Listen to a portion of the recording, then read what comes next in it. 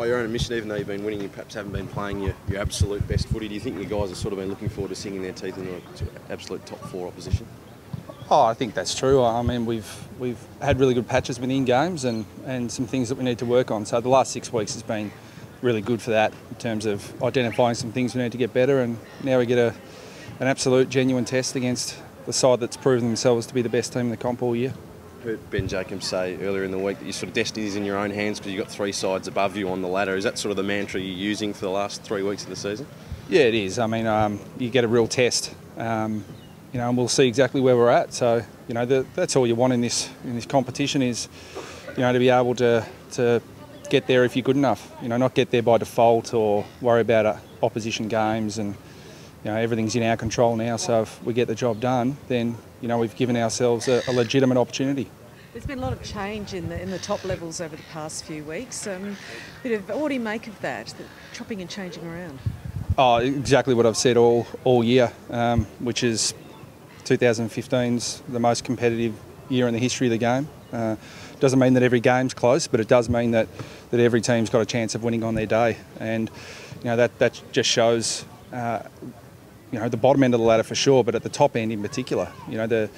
People have been talking about the possibility of someone really making a charge from outside of the top 4, and I think that's a legitimate chance this year, given you see the result last night with Port Adelaide and Hawthorn, that if you're a little bit off and the opposition are really good, you can get beaten, and that's certainly the case for about 14 or 15 sides. So what do you have to do to win tomorrow?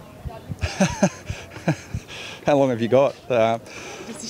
Look, I mean, there's some key areas. I mean, obviously the stoppages are going to be a really important part of the game, and that's no different from week to week. But when you're playing against probably the best midfield combination in the competition, you've got to at least break even in there. So Fremantle dominated in title year, and Sandilands versus Goldstein is going to be critical to the outcome, as well as our other midfielders against theirs. So both teams I think will defend okay, but it's a matter of who can get midfield dominance.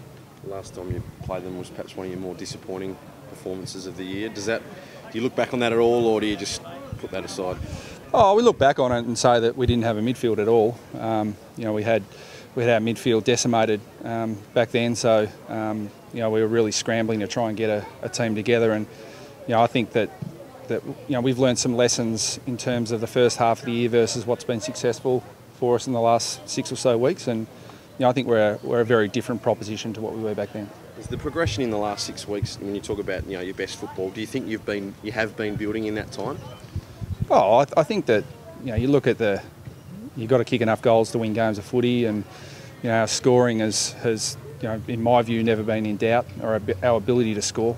It's whether we can. And people talk about consistency. Well, we'd love to kick 9 or 10 goals every quarter, but I don't think that's going to happen sustainably. So, we've been able to identify some really clear things for our players to focus on, and we think they're key indicators for us. And if we do those things well, we generally get the result. What are those things? I'm not telling you. You can tell us some. No, I can't. I mean, it's proprietary information. I mean, there are things that are really critical to us, and if 17 other coaches give me all their information, I'll give them mine. 6 or so weeks ago, Brent Harvey was the sub, and you sort of said, if he doesn't listen to my words, then he'll listen to my actions. He's now signed a new contract. What's happened in that time that's made you think he's pulling in where you want him to be? Oh, well, I think his form speaks for itself. We obviously analyse the game really closely, and we analyse his game, and Brent and I have had a really productive 6 weeks in terms of the role that we need him to play for the team. And that's not to suggest that he's been going outside of what we prescribe for him, but it is to suggest that over a long period of time we've been overly reliant on Burma winning us games of footy, and while he's been able to do that more often than not, against the very best on a consistent basis, you just can't rely on that, and even the very best teams in the comp don't rely on an individual. So it's been about defining Burma's role so that he can perform that role for us no matter what the opposition do, whether he's tagged, whether he's not, all those sorts of things. And he's just been exemplary the last 6 weeks, so I'm as ecstatic as anyone that his management and the club have come to terms, and that he's with us for at least another year. You copped the bit for just not signing him up at one stage. Does that sort of bemuse you, or was it just sort of a formality in the end with him? Yeah, I mean, that's what people talk about, isn't it? I mean, Yeah, I note with interest that Hawthorn spoke about waiting to the end of the year to deal with their veteran players, and the veteran player they're talking about is 5 years younger than Boomer. So the fact that we waited a little bit longer, I think, is logical. You've got to ask Nat Fyfe, Ben Jacobs, does he just go straight to him, does he, tomorrow? It's a really good question. It depends, with Pavlich out, depends how they set up their forward structure. But I think Fremantle, they're the number one midfield in the comp for a reason, and it's not just Fyfe. I think it's the combination of all those guys. So, we've got a tough decision whether it's Fyfe, whether it's Mundy, whether it's Hill, whether it's Pearce. There's a whole range of them. Are you planning for him to play more forward, do you think, given Pavlich is out? Oh, he's been playing forward anyway. All year he's been a pretty dangerous proposition forward. So we'll have contingencies for both. Cheers. Thanks, guys. Cheers. Thank you.